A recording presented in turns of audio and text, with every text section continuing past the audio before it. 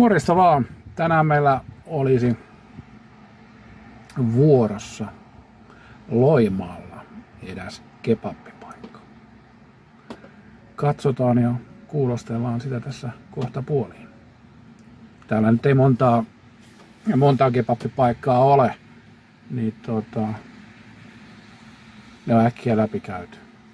Mutta ihan muodon ja tasapuolisuuden vuoksi niin Loimaaltakin välillä vähän matskua. Käydään vilkaiseen, mihin me nyt sitten oikeasti mennään.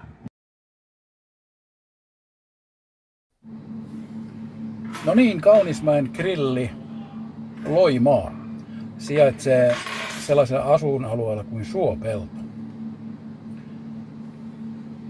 Rulla oli muistaakseni 11 € hinnaltaan ja tommonen ihan perusnäköinen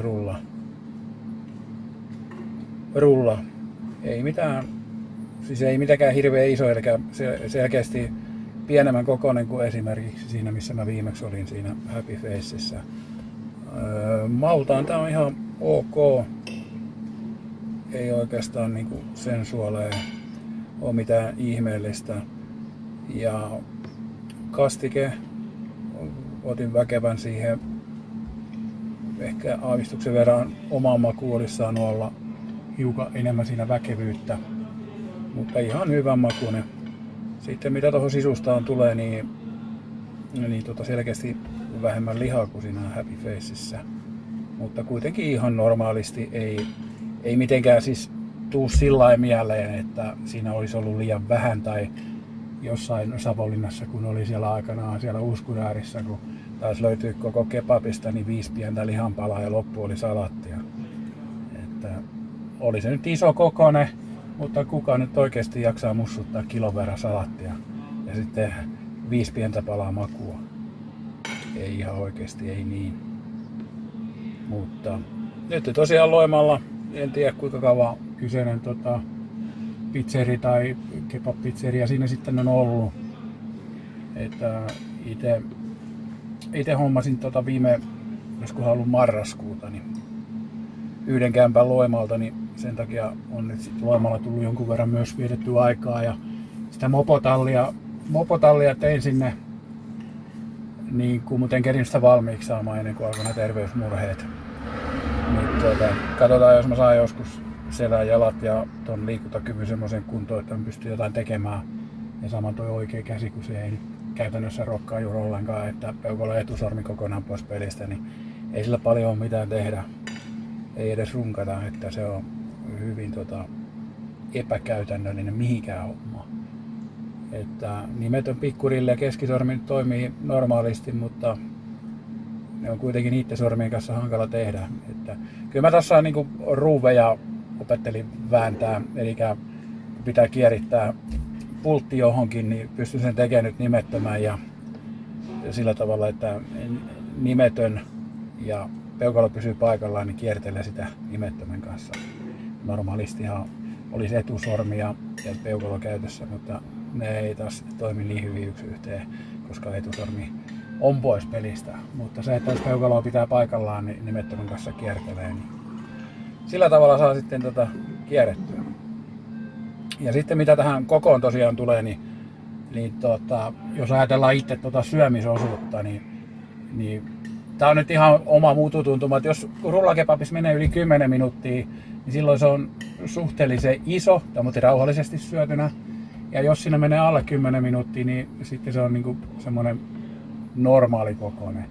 Ja jos joku syö rullakebabin, sanotaan, että näin rauhallisesti syötynä alle 7 minuuttia, niin kyllä se sitten täytyy olla oikeasti tosi pieni jo. Että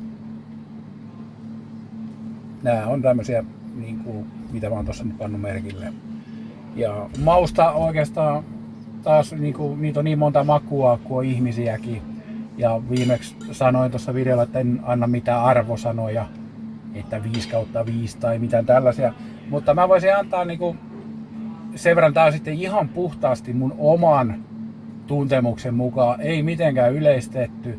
Sä voit olla aivan eri mieltä koko asiasta, koon, maun ja kaiken muun suhteen, koska nämä on makuasioita, mistä ei koskaan voi kiistellä. Niin jos me lähettäisiin vaikka siitä liikenteeseen, että 100 olisi maksimipiste, niin Happy Face, tuo viimekertainen rullakebappi, niin olisi saanut, sanotaan vaikka, että 88 pistettä.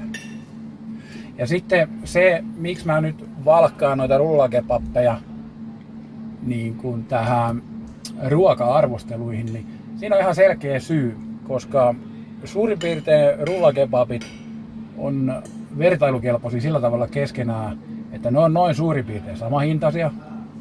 Ja sitten se ero tulee siinä niin selkeästi esille, että jos jossain on umpipieni rulla tai vastaavasti joku iso rulla, niin sä huomaat sen heti. Ja sama hinta ja nää, että ne suurin piirtein pitäisi kulkea kaikki käsi kädessä.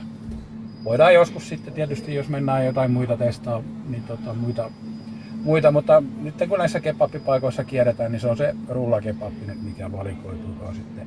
Ja mullahan se on vaan sitten 1 kerta viikossa, että en syö niin sanottua kakkaruokaa muuta kuin sen kerran viikossa. Ja sen 1 kerran mä pyhitän sitten teille, eli mä teen siitä sitten videon.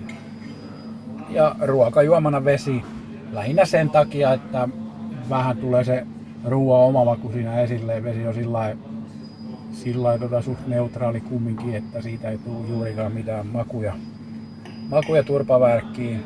Mieluumminhan mä joisin maitoa, mä tykkään maidosta, mutta juodaan joka kerta vettä. Niin pysyy nämä hommat samanlaisina. Ja tää tosiaan, niin tän ruokailuaika jäi alle 10 minuuttia.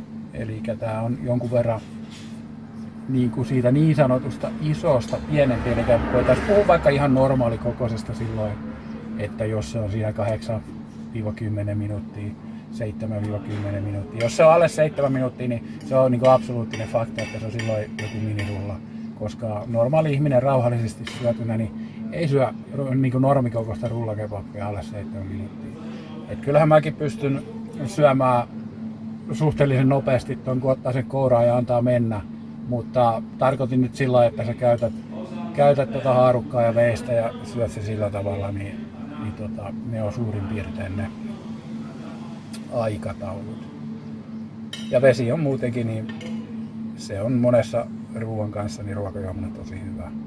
Vaikka ei tietenkään maitoa voittanut, maito on tietysti paras ruokajuoma, mutta eihän se aina kuitenkaan sitten ole mahdollista. Ja sitten tasapuolisuuden nimissä, niin näitä kun tehdään, niin pidetään se vesi siinä sitten ruokajuomana, niin arvostelut pysyy samanlaisena.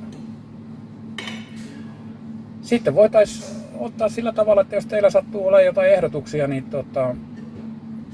pistäkää tuohon alapuolelle kommenttia. Niin jos nyt osuu suurin piirtein, en lähde mihinkään ympäri maailmaa kiertelemään, mutta tähän nyt Salo, Loimaa, sille välille, Helsinki mahdollisesti, Vantaa, Espoo. Jos on jotain sellaisia hyviä paikkoja ja sitten Salo pääkaupunkiseutu väli, Turku, niin jos on jotain ehdotuksia, missä käydään rullakebappi syömässä, niin voin käydä sitten tekemässä oman arvioni. Ja painotan sanaa oman arvioni, koska meitä on moneksi ja niin monta ihmistä kuin meitä on, niin sen näköinen arvio siitä tulee. Että tässä Kaunismäen kebab-pizzeriassa Loimaalla maku on ihan hyvä.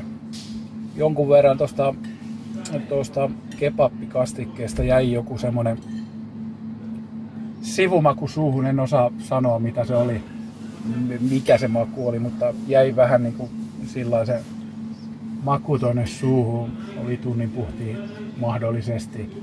Ja se jotenkin, niin sitten se kastike oli mun mielestä ihan ok, mutta se ei ollut niin lämmin tai tulinen, kun mä otin tulisen kastikkeen, kun mä olisin odottanut. Mutta hyvä makuinen oli, mutta se jälkimaku oli sitten, niin kuin, en tiedä tuliko se siitä vai sitten jostain muusta. Mutta muuten annos oli ihan syötävä. Ei älyttömän iso, mutta ei missään nimessä mitenkään pahanmakuinen eikä mikään tällainen. Että kyllä mä niin kuin sanoisin tälle semmoisen, jos siihen 100 pisteen maksimiin ajatellaan, niin kyllä tää niin kuin semmonen annoskoko ja maku ja kaikki tällaiset huomioiden, niin sanoisin, että 71. Ja ei tämä oikeastaan muuta tarvitse. Minä toivottelen teille oikein mukavaa sunnuntai-illan jatkoa ja me näemme taas seuraavalla videolla.